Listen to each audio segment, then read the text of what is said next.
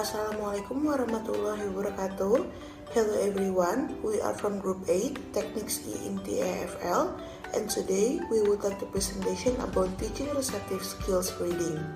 But before we start the presentation, let me introduce myself and all of my friends.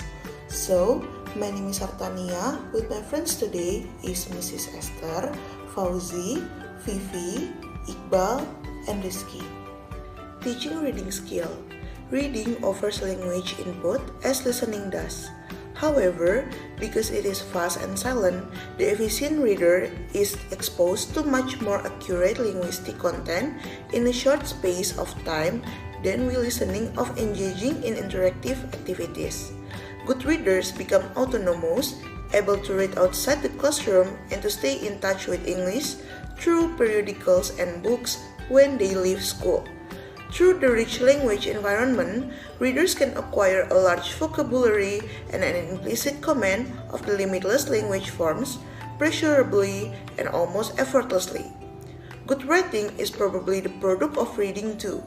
We learn to write our mother tongue largely as a consequence of reading, not by practicing spelling and writing.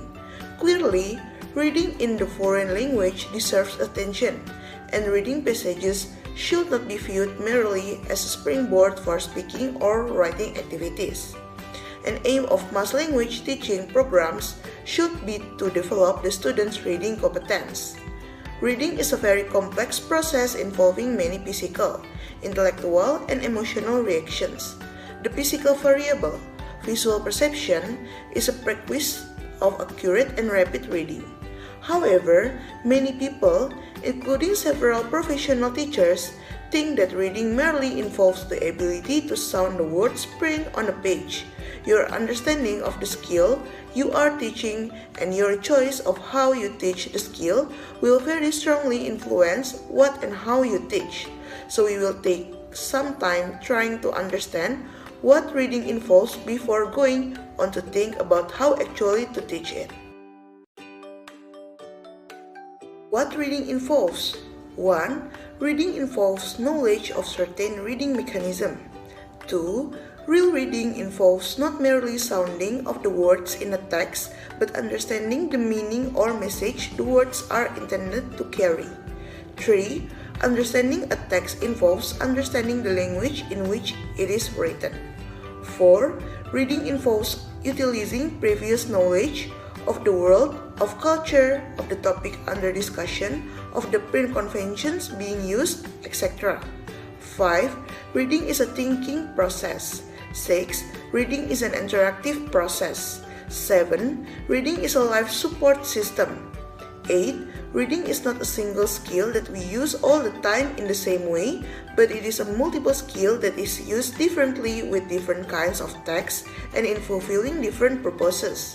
9. Wide reading experience in a particular kind of text is often necessary for proper understanding of any instance of that kind of writing.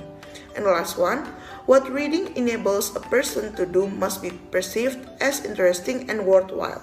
Otherwise, no reading will take place beyond school and beyond the stage of learning to read. Aims of teaching reading. In the last section, we looked at what it is a mature reader does when he reads. This should give you an in-depth understanding of the nature of the reading process and some idea of the purposes of reading. In this section, we will look at the objectives, not of reading but of teaching reading. The reading component emphasizes sub-skills which help develop pupils to become independent and mature readers. As such, the sub-skills in reading extend from basic word, phrase, and sentence recognition to retrieval of specific information from the text and response to the text. The reading component will also provide pupils with the opportunity of developing study skills such as using dictionaries and encyclopedias, and extracting information from maps, plans, and graphs. The use of a wide range of text for the teaching of reading skills is recommended. A variety of text for the teaching of reading skills is also recommended. A variety of text types will not only enrich pupils' vocabulary and language structure, but will also promote the application of reading skills for different purposes. Towards this end, pupils are also encouraged to read extensively outside the classroom with minimal teacher guidance. Your aims can center around one or more of the following areas. 1. Development of reading skills, study skills, comprehension skills. 2. Introduction or practice of an important or new genre, poem, flowchart, etc. 3. Creation of a new interest or a chasing on current interests so that pupils will read more. 4. The ironing out of old or bad habits, word by word reading. 5. The development of flexible reading strategies, skimming for obtaining an overview and reading intensively to obtain an accurate picture of what is being described. Okay, Assalamualaikum warahmatullahi wabarakatuh. I will continue for sub-skill of reading. In the process, it's true when reading a novel or listening to a poem are likely to be different from those we use when we are looking for someone's number in a telephone directory or when we are to spoken alert message on a computer. Our use of these different skills will frequently depend on what we are reading or for. Identifying the topic. Good readers and listeners are able to pick up the topic of a written or spoken text very quickly. With the help of their own schemata, they quickly get an idea of what is being talked about. This ability allows them to process the text more effectively as it progresses. Predicting and guessing. Both readers and listeners sometimes guess in order to try and understand what is being written or talked about, especially if they have first identified the topic. Sometimes they look forward trying to predict what is coming. Sometimes they make assumptions or guess the content from the initial glance of half hearing as they try and apply their schemata to what is in front of them. Their subsequent reading and listening helps them to confirm their expectation of what they have predicted or to read just what they thought was going to happen in the light of experience. Reading and for general understanding. Good readers and listeners are able to take in a stream of discourse and understand the gist of it without worrying too much about the details. Reading and listening for such general comprehension means not stopping for every word, not analyzing everything that the reader or speaker includes in the text. A term commonly used in discussion about reading is skimming, which means running your eyes over a text to get a quick idea of the gist of a text. By encouraging students to have a quick look at the text before plugging into it for detail, we help them to get a general understanding of what it is all about. This will help them when and if they read for more specific information. These reading and listening are not lazy options. The reader or listener has made a choice not to attend to every detail, but to use their processing powers to get more of a top-down view of what is going on. Reading and for specific information. In contrast to reading and listening for gist, we frequently go to written and spoken text. Because we want specific details, we may listen to the news, only concentrating when the particular item that interested us comes up. We may quickly look through a film review to find the name of the director or the star. In both cases, we almost ignore all the other information until we come to the specific item we are looking for in discussions about reading skill, frequently referred to as scanning. Reading and for detailed information. Sometimes we read or listen in order to understand everything we are reading in detail. This is usually the case with written instructions or directions, or with the description of scientific procedures. It happens when someone gives us their address and telephone number and write down all the details. If we are in an airport and an announcement starts with "Here is an announcement for passengers on flight AA 671 to Lima," and if that is where we are going, we listen in a concentrated way to everything that is said. Interpreting text. Reader and listeners are able to see beyond the literal meaning of words in a passage using a variety of clues to understand what the reader or speaker is implying or suggesting. Successful interpretation of the key depends to a large extent on shared schemata, as in the example of the lecture who, by saying to a student, "You're in a non-smoking zone," was understood to be asking the student to put her cigarette out. We get a lot more from a reading suggest because, as active participants, we use our schemata together with our knowledge of the world to expand the pictures we have been given and to fill in the gaps which the reader or speaker seems to have left. Our listening decks than the words alone. Problem and solutions. 1. Language. Pre-teaching vocabulary. This is an example. Extensive reading and listening. Most researchers like to make a difference between extensive and intensive reading and listening. Look at the differences. In the next section, the benefits of extensive reading are echoed by the benefits for extensive listening. The more students listen, the more language they acquire and the better they get at listening activities in general.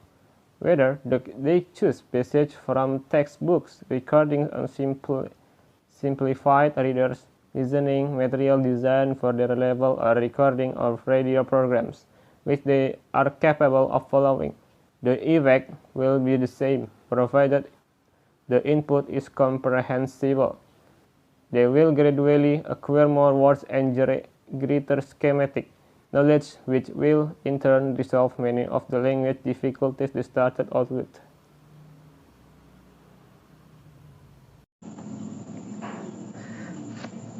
Okay,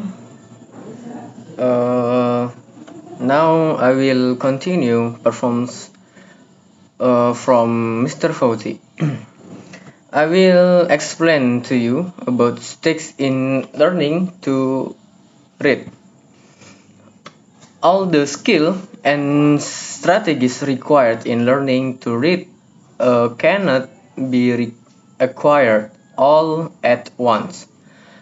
Learning to read is a development process. At different stages, different things are given special focus. Nah, reading readiness. This many the concern of the preschool teacher. At this stage, the child who wants to read in English needs the following ability to develop his knowledge of the English language so that he can understand what he reads.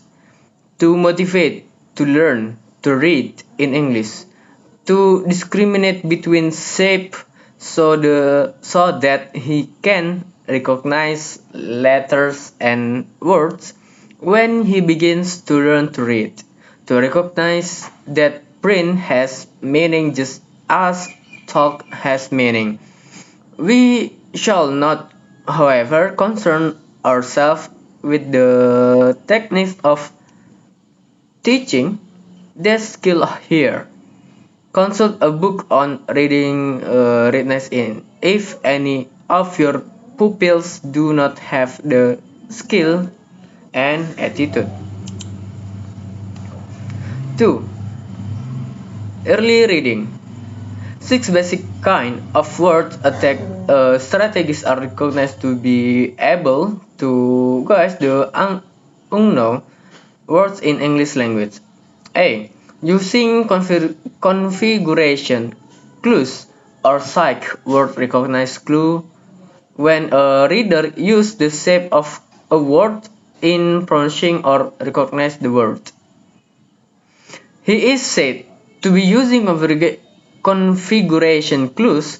Short clues are useful at the earliest stage but soon lose its importance when child begin to learn abstract words which be visually represented. In psych, word recognize clues. The reading teacher holds up a picture or a series of pictures in his hand and assists the pupils in recognizing the word associated with its pictures. B. Using pictures clues. Okay. These are some of the earliest clues children learn to use. This skill against sun lose, loses its importance as a child begins to learn abstract words which cannot be visually represented. B.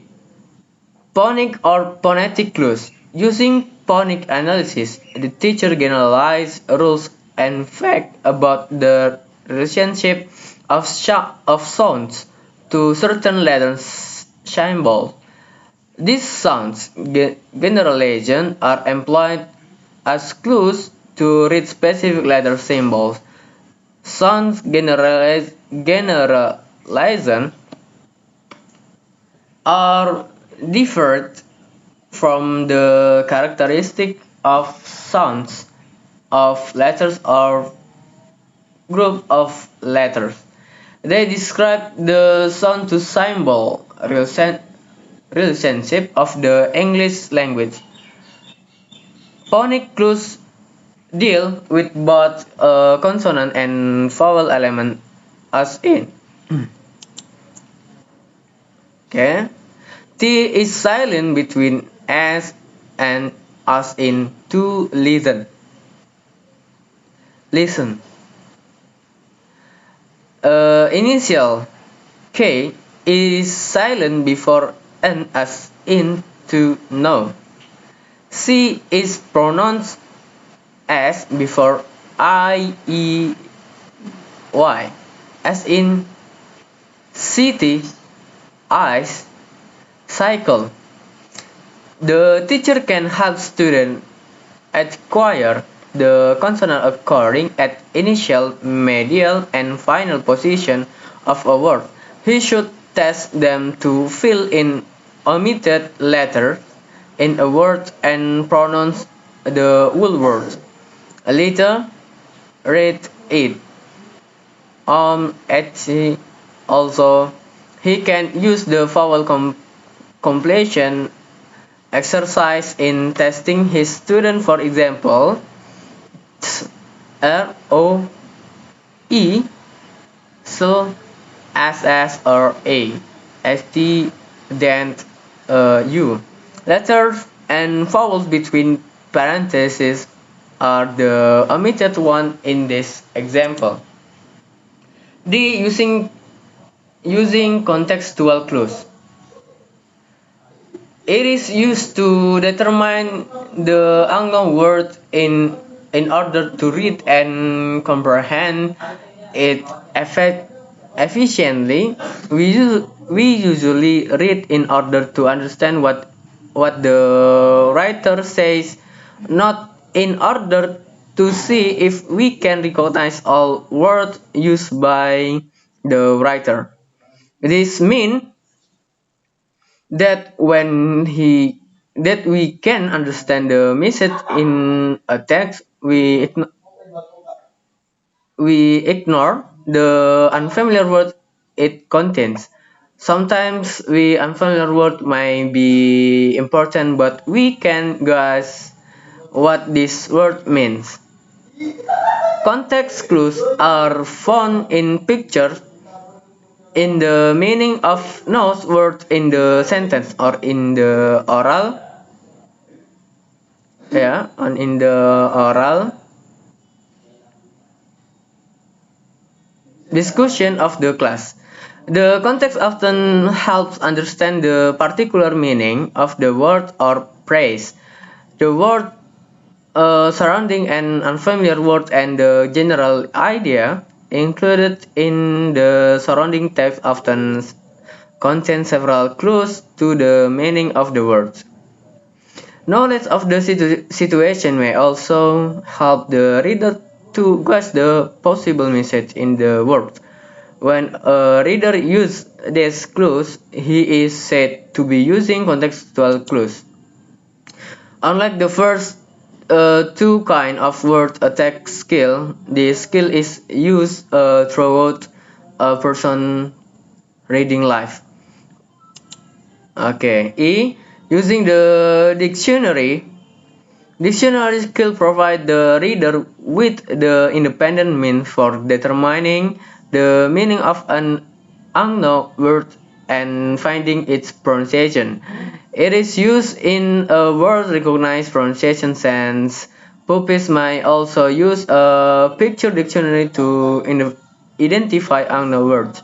These are crucial skills, but you can only start teaching your pupils dictionary skill after they have learned alphabetical order and have enough words for them to understand the explanation given in the dictionary. F. Using structural clues. They deal with the recognition of morphemic structure, such as root stem words, compounds, contraction, ending, affixes, and syllables. Their structure permit reading to occur in a rapid fashion because the reader will break up the word into smaller elements by syllabic structure. Knowledge of some common prefix, prefix and suffixes, as well as root, can help pupils make sense of unfamiliar word. Okay, enough for me, and now we will continue the presentation to my friend. Okay, enough for me. Goodbye.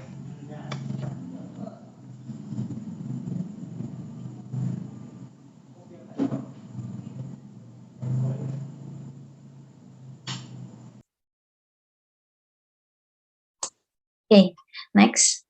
5. Extensive and intensive reading method. To get maximum benefit from reading, students need to be involved in both extensive and intensive reading, whereas with the former and a teacher encourages students to choose for themselves what they read and to do. So, for pleasure and general language improvement, the latter is often, but not exclusively, teacher chosen and directed, and is designed to enable students to develop specific receptive skills. First, extensive reading method. In the extensive reading activity, an EFL teacher provides his students with plenty of print page to read as a homework assignment, with no help or guidance from him. The reading materials consist of interesting short stories, novels, and plays and tales. Such books succeed because the writers or adapters work within specific lists of law words and grammar. This means that students at the appropriate level can read them with ease and confidence. The chosen material should have neither technical or scientific vocabulary nor complicated grammar. Students are encouraged to read extensively without paying much concern to the vocabulary they don't know, as long as they can understand the general concept of the reading text. The material should meet the students' need to build up vocabulary, structure, and to gain general understanding from its content. It should be easy to read and to understand.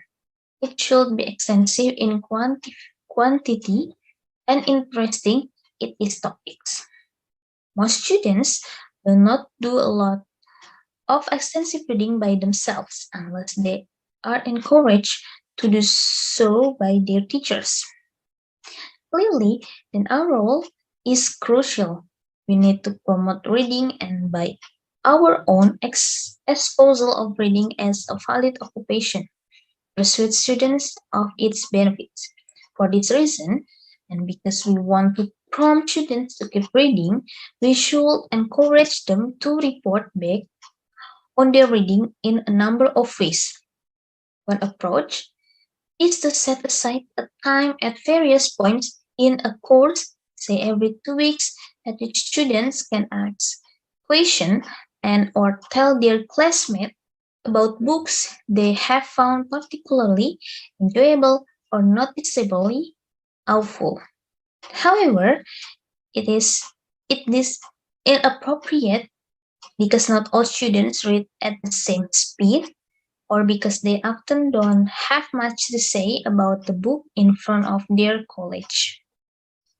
We can ask them each to keep a weekly reading diary either on its own or as a part of a learning journal they may be writing. Second, intensive reading method. In intensive reading activity, an EFL teacher supplies his learners with short passages to practice reading in the class or at home. The primary purpose of this activity is to teach new vocabulary and concept and to develop comprehension skills of the students.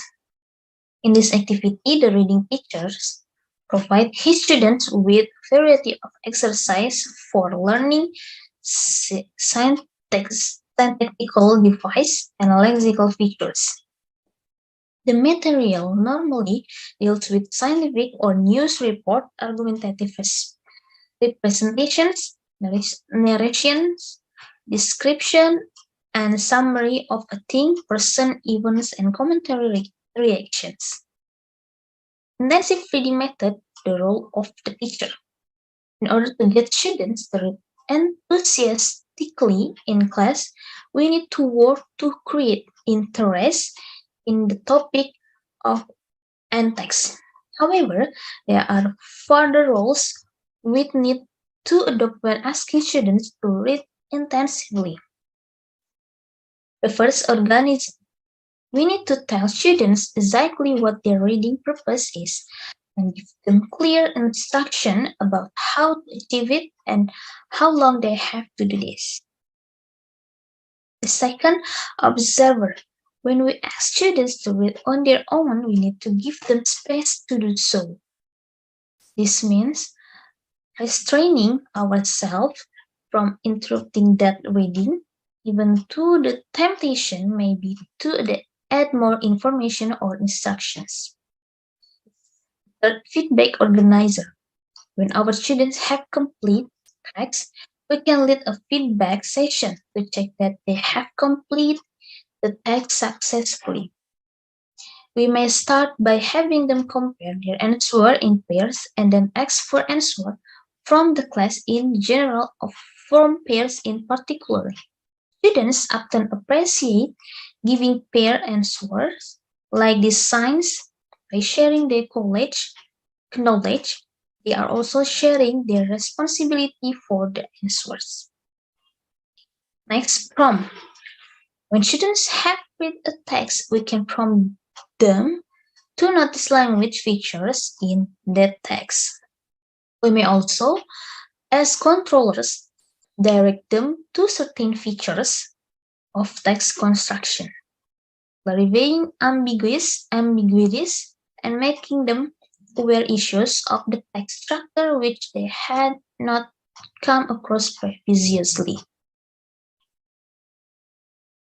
Next, types of reading. A. Silent reading. A proficient reader can adopt the following characteristic while reading silently. First, eye movement. The student should move his eyes very rapidly from left to right without looking back at the previous word. The second, complete silence. He should make no lip movement. He should produce no oral words, no muttering or murmuring. The third, accurate eye fixation. He should make fewer pauses than he does while reading orally. He should make, say, 2 sections per line. 4. Speed. He should increase the rate of his reading. Quick reading results in better understanding of the print material. Both speed and comprehension should be emphasized in silent reading. Techniques in teaching silent reading. A teacher in reading may wish to use the following procedures in using silent reading for his pupils. For the first, give a short and easy but interesting passage to your students. They should be familiar with its topic. Second, ask students to read it silently but rapidly without moving their lips or pronouncing its word. Next, set up the time for the reading passage. And last, formulate some comprehension questions on the reading passage. B. Oral reading. A reader should consider the following characteristics while reading orally. The first, pronunciation. The teacher should give adequate and clear pronunciation to each word. Next, rational reading. He should read it with reasonable speed. Next, pause. He should make proper pause and correct stops to help learners understand the reading passage. Unnecessary pause create confusion in grasping the meaning of the passage. Tone. He should give the accurate tones of a falling or rising voice. Stress. He should produce a word or a syllable with louder and longer duration using more air from the lung than the surrounding words or syllables. Word stress can mislead the listeners. Next, in teaching oral reading. The following techniques are suggested to EFL teachers to use in teaching oral reading. The first, language teacher should give constant practice in vocabulary recognition of the reading passage. He can use flashcards of a word or phrase, eye movement device, and minimal pair exercise. He should also stress the use of other visual discrimination exercise and auditory discrimination drills to enhance reading. Second, he should ask his students to use their fingers or their pens from the top to the bottom or the print page at the left ends of the line while reading. Students are asked not to move them from left to right across the page while following the line in order to avoid the undesirable result, a bad reading habit. The third, he should ask the students to look up while reading aloud. Students is asked not to read from the book. He should read to his teacher and classmate. He should read a phrase or a short sentence silently and then look up as a saying it to someone. He must look up during the reading of the whole sentence. He must not just look for a second and then look down again. The students start speaking the language even when they are reading, and their progress can dramatically improve. This technique is very usable because the sentence that is read is held in the mind for a few minutes.